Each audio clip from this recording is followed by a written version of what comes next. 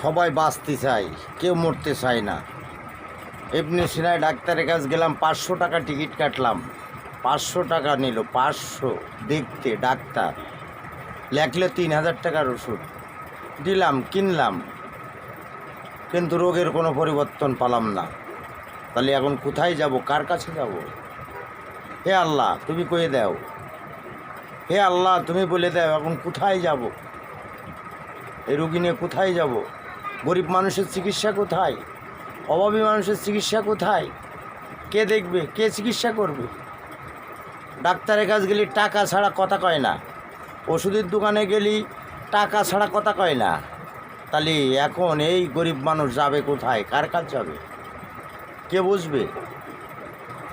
এই সমাজের মানুষ, এই জনতার মানুষ, এই দুনিয়ার মানুষ, হে আল্লাহ তুমি বলে দাও এখন, বলো কি করব এখন, কোথায় যাব, কার কাছে যাব, কে বুঝবে মনের দুঃখ, বেদনা, কষ্ট? তাহলে এই রোগ কেন আল্লাহ দিল?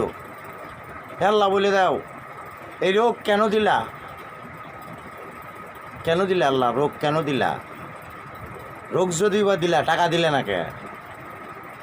টাকা কোথায় পাবো? ওষুধের দোকানে গেলে ওষুধ দোকানদার টাকা দেয়, ওষুধ ছাড়া টাকা দেয় না, ওষুধ টাকাবিহীন ওষুধ দেয় না, টাকাবিহীন ওষুধ দেয় না। ডাক্তারের কাছে গেলি 500, 800, 900, 1000 টাকা ফি না দিলি রুগী দেখে না।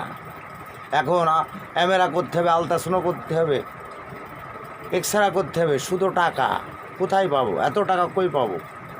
কালকে এক ঠেলায় চলে গেছে 3500, কে দেখবে?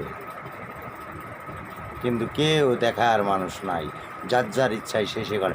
কিন্তু একজন ব্যক্তি আছে দেখার, একজন ব্যক্তি আছে দেখার, সেটা হলো আল্লাহ।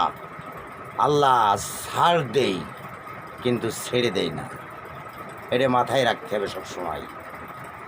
কিন্তু আল্লাহ যেদিন পাপ করতে করতে করতে করতে এক গ্রামও আর নেবে না ভাই, সেদিন তোমার অবস্থা হবে, একদিন আল্লাহ বিচার করেই ছাড়বে তোমার। যাই হোক, আল্লাহ হাফেজ।